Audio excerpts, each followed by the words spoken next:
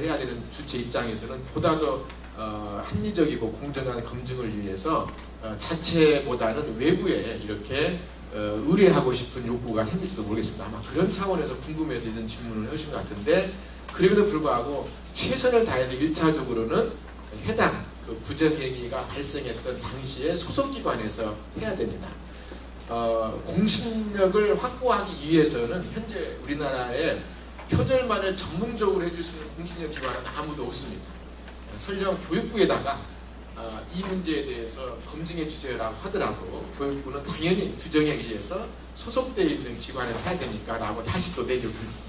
그렇기 때문에 대학이 해야 될 일은 그 문제를 해결하기 위해서 최대한 전문가로 구성을 해서 그 문제를 신뢰성 있게 처리할 수밖에 없는 그런 구조라는 것을 말씀을 드리겠습니다. 그 다음에 교내 학술지에 제기된 표절 의혹 문제를 해결하지 못했을 때 어떻게 되느냐, 이건 이제 여러 가지 이유가 있을 수 있겠습니다만, 일단 자체적으로 이 문제가 되는 표절 문제를 해결할 수 있는, 검증할 수 있는 전문 인력이 부족했다라고 판단됐을 때는 뭐 외부 기관에 의뢰할 수 있겠습니다. 우리가 생각해 볼 수 있는 것이 해당되는 분야에, 지금 문제가 되고 있는 그 표절과 관련된 분야에 학술기관, 단체에다가 의뢰해 볼 수도 있겠습니다. 어쨌든 그 중요한 부분은 대학 자체에서 하는 것이 기본 원칙이고 중요하고, 대학 자체로서 그것을 검증할 만한 전문성이나 경험이 부족했을 때는 관련되어서 외부 기관에 의뢰할 수 있는데, 현재 우리나라의 그런 그 표절 문제만을 전문적으로 해결해 줄 수 있는 뭔가 별도의 기구는 지금 없기 때문에, 역시 학회에다가 의뢰하더라도 학회에서도 관련되는 그 내용에 또는 연구인력 전문가로 구성되는 사람을 일종의 뭐 태스크포스 팀으로 운영해 가지고 검증을 받을 수밖에 없는 형태라고 말씀드릴 수 있겠고, 지금 그래서 우리 학술단체 총연합회에서도 이런 학회나 또는 대학의 이런 그 궁금한 사항들을 어떻게든지 좀 공신력이 해결해 주기 위해서 학술단체 총연합회에 그와 같은 검증위원회를 두는 방안도 지금 고민하고 있습니다. 이것은 아마 약간 실험실 문화도 되고 그랬는데요. 직접 제가 그대로 가져와 봤습니다. 질문 내용이 그렇습니다. 교수님이 학생들의 인건비를 걷어간 다음에 n분으로 나눠도 되느냐 이렇게 되어 있습니다.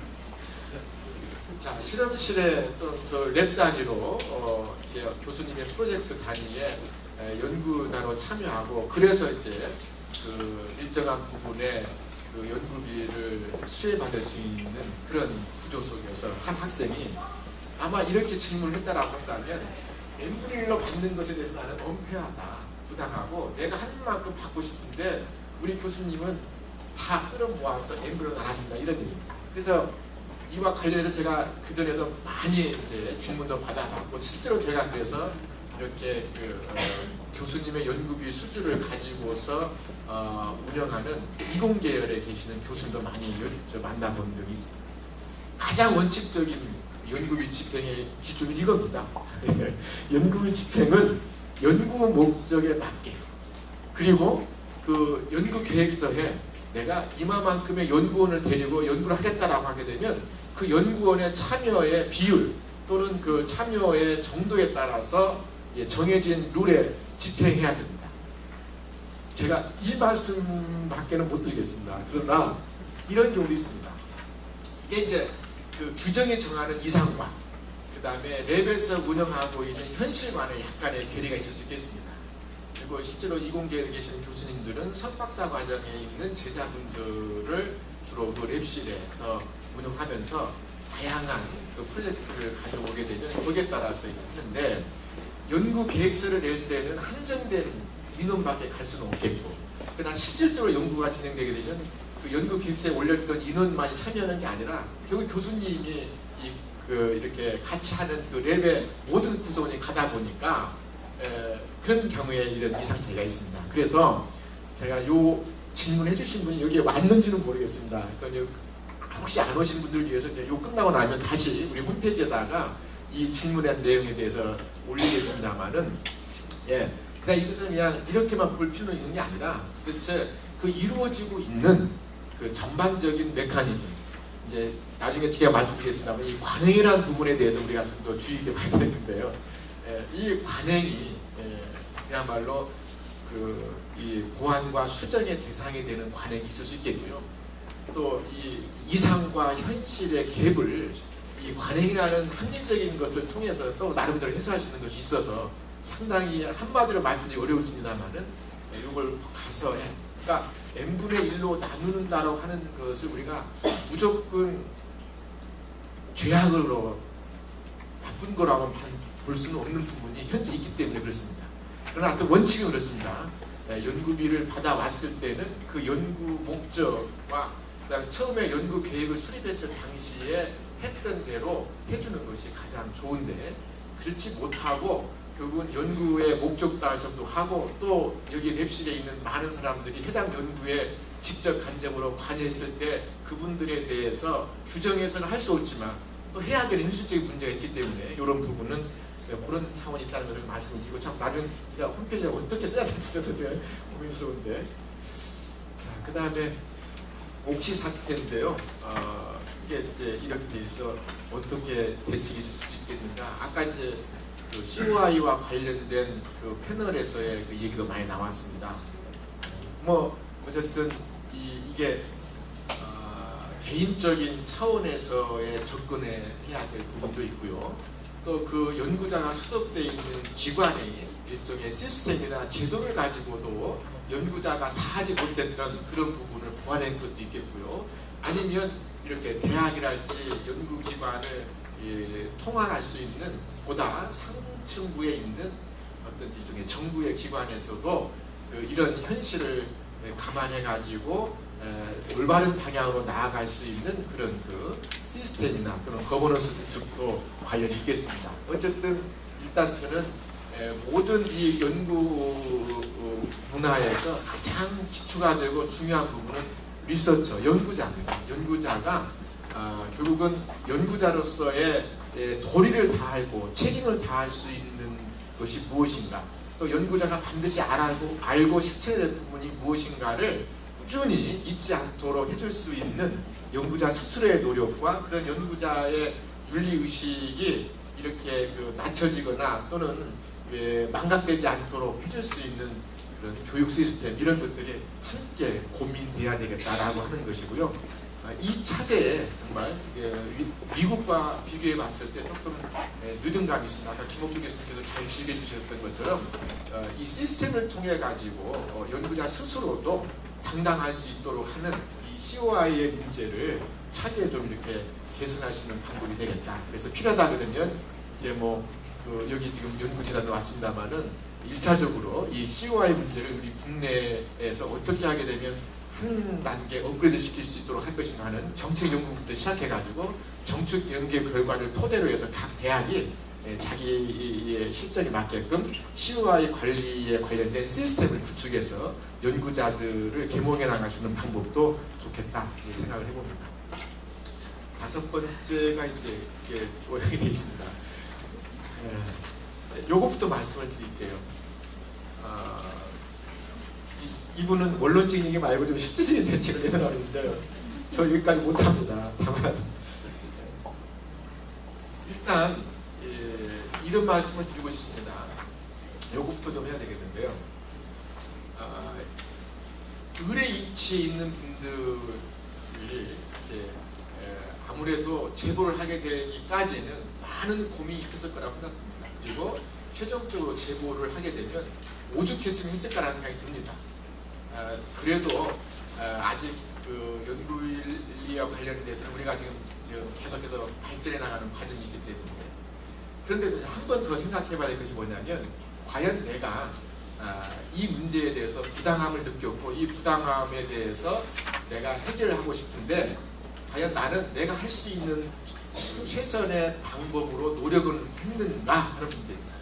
무턱대고 내가 겪고 있는 사안이 좀 더 살펴보게 되면 자체적으로 끝날 수도 있는데도 불구하고 무조건 밖으로 또는 무조건 제보를 통해 가지고 해결하려고 하는 그런 것들이 또 우리가 또 연구 문화에서 또는 개선해야 될 부분이 있다고 저는 봅니다. 그래서 항상 문제가 되고 있을 때 그 문제가 내가 조금만 노력해서 풀 수 있으면 좋고 그런 사안인지 아닌지를 참 어렵겠습니다만은 해당되는 당사자와 충분히 대화를 통해서 내가 겪고 있는 어려움, 불편함이 뭐고 그런 부분에 대해서 정중하게 개선을 요청하고 또는 관련되는 그런 룰에 따라서 해보고 정 안 됐을 경우에는 이렇게 이제 밖으로 나가야 된다는 말씀을 드리고 밖으로 나갈 수 있을 때 현재 우리나라의 이 확립되어 있는 시스템에는 해당되는 그 기관 대학에 지금 연구 부정행위와 관련해서 불편한 사항을 제보할 수 있는 부서가 다 돼 있습니다. 보통 우리나라 대학의 산하협력단이랄지 또는 그 연구처 산하에 또는 뭐 교무처 산하에 연구 부정행위에 관련된 부분들을 접수받을 수 있는 창구가 마련되어 있습니다. 다만 실명 제보가 원칙이고요. 익명으로 제보할 수 있는데 익명으로 제보하려면 구체적인 증거물을 가지고 해야 돼요. 그래서 만약에 구체적인 증거물이 아니고 그냥 막 이렇게 두루뭉실하게 하게 되게 되면 제보 자체에 접수가 안 될 가능성도 있고요. 되었다 할지라도 이게 검토해봐 가지고 음해성이다 또는 이게 구체적으로 그 이상의 검증의 절차를 밟을 수 없을 정도의 굉장히 추상적이다 하게 되면은 그치기 때문에 이런 부분을 먼저 잘 아시고서 제보를 하시는 것이 좋겠습니다. 그래서 내부로부터서 자기 스스로 정당한 해결책을 강구했으나 되지 않았을 경우에 이제 정당한 절차를 통해서 외부의 힘을 빌리는 과정이 남아있는데요. 그때는 해당 대학의 연구진성위원회 또는 교육부 등의 상급 관련기관 뭐 신문고 제도 같은 거 활용할 수 있는데 이게 상급기관으로 무조건 올라가는 것이 등산은 아닙니다. 올라가 봤던들 다시 또 내려와요. 그렇기 때문에 가장 좋은 방법은 자체적인 해결, 그게 안 됐을 경우는 대학 쪽에다가 하소연하는 것이 좋겠다 하는 말씀을 드리고요. 언론에도 뭐 많이 가는 경우가 있습니다만 이게 하도 안 되니까 가겠죠. 물론 이게 하도 안 되는 부분 또 문제를 해결해 준다고 봤는데 그 해결 과정이 너무너무 공정하지 못하고 한쪽에 치우쳐져 가지고 제보자 입장에서는 도무지 해결이 안 됐다고 판단되는 경우가 있기 때문에 그런 걸 보게 되면 이제 앞으로의 과제입니다. 대학의 이런 어려운 부분을 해결해 주는 기관에서는 철저하게 공정하고 합리적으로 처리를 해야 되고 거기에 따르는 이 후속 조치들도 만족할 만한 수준이 되야 되겠다는 것을 말씀을 드립니다. 최근에 이제 조영남 씨의 어떤 일종의 이제 공식적으로는 대자 그리고 사기 뭐 이렇게까지 연결되고 있는데 이런 질문도 주셨습니다. 상당히 제가 모르는 부분이기도 합니다만은 연구인의 관점에서 어떻게 봐야 될까요? 라고 해서 제가 또 며칠 동안 고민을 많이 했습니다. 미술 작품도 학술적인 연구 활동을 하는 우리 인문사회과학이나 이공계 분야와 마찬가지로 결국은 연구자의 이 어마어마한 노력과 아이디어가 투입돼 가지고 나오는 일종의 다 정신적인 창작물, 부산물이라고 봅니다. 다시 말씀드리면 최근에 일종의 이렇게 실명을 걸어낼지 모르겠는데 어쨌든 그냥 여기서는 조영남 케이스라고 하겠습니다. 이 조영남 케이스에서 연구윤리와 관련해서 공통적인 점은 일종의 누가 해당 이 성과물에 대해서 저자가 돼야 되느냐, 누구 것이냐의 문제인 것 같아요. 그와 관련해서 이제 대작이 있고 위작이 있을 수 있겠는데요. 대작은 이게 그레이트의 위대하다는 것이 아니고요. 대신하는 걸까, 대신하는 거예요. 그래서 신문에 보셨겠습니다만은 일종의 이제 정확히 팩트만 보시게 되면 일정 부분 조영남 씨도 이제 검찰 조사에서 밝혔듯이 내가 컨셉을 제공하고 내가 원하는 어떤 구도는 다 주었고 필요한 부분에 있어서 대신 이 그림을 그려주는 사람한테 했다. 그래서 그분의 주장은 그게 내 거다라고 얘기를 했고 그분과 관련해서 이제 그러면서 이와 같은 것이 미술계에 흔히 있는 관행이다 이렇게 얘기했어요. 이거 가지고 이제 미술계가 확 뒤집어졌죠. 그래서 이제 보니까 그러면 이제 우리가 학술적인 글쓰기 위해서도 내가 이러이러한 아이디어 주고 이러이러한 포맷을 가지고 하다 보는데 무슨 뭐 이게 글을 잘 쓰는 또 다른 사람 또는 제자들